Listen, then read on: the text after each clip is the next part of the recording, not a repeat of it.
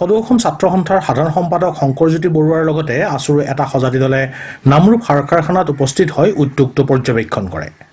৬০ৰ দশকৰ পৰা ৰাসায়নিক সাৰ যোগান ধৰি দেশৰ অৰ্থনীতিৰ ভেটি শক্তিশালী কৰি অহা এই উদ্যোগটোৰ বৰ্তমানৰ অৱস্থা একেবাৰে ৰুগ্ন। উদ্যোগটোৰ দ্বিতীয় গোটটোৰ ম্যাদ উকলি যোৱা যন্ত্ৰপাতিসমূহ বৰ্তমান কেইবাটাও দুৰ্ঘটনাবশত কাৰণত বন্ধ হৈ আছে। একেদৰে উদ্যোগটোৰ তৃতীয় গোটো মেৰামতিৰ বাবে বন্ধ হৈ বৰ্তমান উৎপাদন শূন্য হৈ পৰিছে। উদ্যোগটো পৰিদৰ্শন কৰি ছাত্ৰ নেতাজনে কয় যে কেৱল ৰাজনৈতিক স্বাৰ্থ সিদ্ধিৰ বাবেহে নামৰূপ সাৰ কাৰখানাৰ বিষয়টো ৰাজনৈতিক নেতাসকলে ব্যৱহাৰ কৰি আহিছে। ২৬ তাৰিখে ১৫টা বছৰ সম্পূৰ্ণ হ'ব ৰামবিলাস পাছোৱানে ঘোষণা কৰা, গতিকে এটা কলা দিৱস হিচাপে ঘোষণা কৰা হৈছে আৰু এই উদ্যোগটো লৈ সকলোৱে কেৱল ৰাজনীতিৰ এটা আখৰাস্থলীলৈ পৰিণত কৰিছে।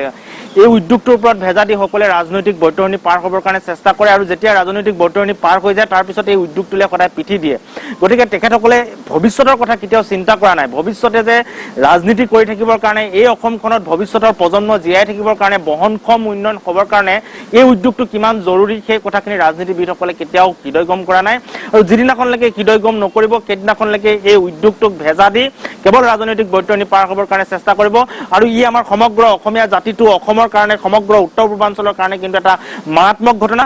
গতিকে আমি সমগ্ৰ অসমৰ যিসকল ৰাজনৈতিক ব্যক্তি আছে, সমগ্ৰ উত্তৰ পূৰ্বাঞ্চলৰ যিসকল ৰাজনৈতিক ব্যক্তি আছে সকলোকে একত্ৰিত হৈ নামৰূপ ফ'ৰ্টটো কেনেকৈ ইয়াত সংস্থাপন কৰিব পাৰি তাৰ কাৰণে পৰিকল্পনা কৰিবৰ কাৰণে আমি আহ্বান জনাইছোঁ।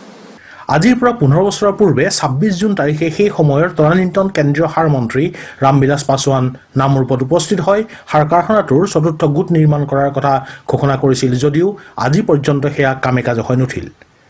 কৃষিপ্ৰধান ৰাজ্য অসমৰ অৰ্থনীতিৰ মেৰুদণ্ডস্বৰূপ এই সাৰ উদ্যোগটো কোনো কাৰণত যদি কাগজ কলৰ দৰে বন্ধ হ'ব লগা হয় তেন্তে সমগ্ৰ ৰাজ্যৰ কৃষি অৰ্থনীতি ভাঙি পৰিব বুলি ছাত্ৰ নেতাজনে কয়।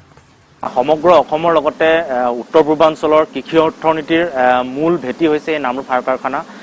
কাৰণ অসম কৃষি প্ৰধান দেশ ৰাজ্য আৰু ইয়াৰ লগতে সমগ্ৰ উত্তৰ পূৰ্বাঞ্চলে কৃষিৰ ওপৰত ভিত্তি কৰি বহুখিনি জীৱিকা বা উপাৰ্জন তেখেতসকলে কৰি থাকে আৰু ইয়াৰ মূল মেৰুদণ্ড হৈছে নামৰূপ সাৰ কাৰখানা।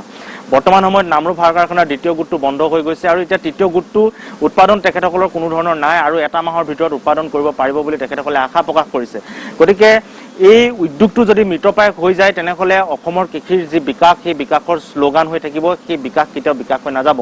চৰকাৰে কৃষিৰ জৰিয়তে কৃষিৰ জৰিয়তে বিকাশৰ শ্লোগান দিয়ে, কৃষিৰ জৰিয়তে যুৱক যুৱতীসকলক আগবাঢ়ি যাবৰ কাৰণে আহ্বান জনায়, কিন্তু যাৰ ওপৰত ভিত্তি কৰি গোটেই কৃষি খণ্ডটো আগবাঢ়ি যাব সেই সাৰ কাৰখানাটোক জীৱিত কৰিবৰ কাৰণে, সেই সাৰ কাৰখানাটোক উৎপাদনক্ষম কৰিবৰ কাৰণে কোনো ধৰণৰ প্ৰকল্প আজিলৈকে দেখিবলৈ পোৱা নাই। ইয়াৰ উপৰিও ২০০৬ চনৰ ২৬ জুনত ঘোষণা কৰা নামৰূপ সাৰ কাৰখানা বৰ্তমান প্ৰশাসনলৈ ৰূপান্তৰিত হোৱাত আজিৰে পৰা অৰ্থাৎ শনিবাৰৰ পৰা আছুৱে কলা দিৱস হিচাপে প্ৰতিবাদী কাৰ্যসূচী ৰূপায়ণ কৰিব। নিউজ ডেস্ক ৰিপৰ্ট, দেশৰ খবৰ, অসম।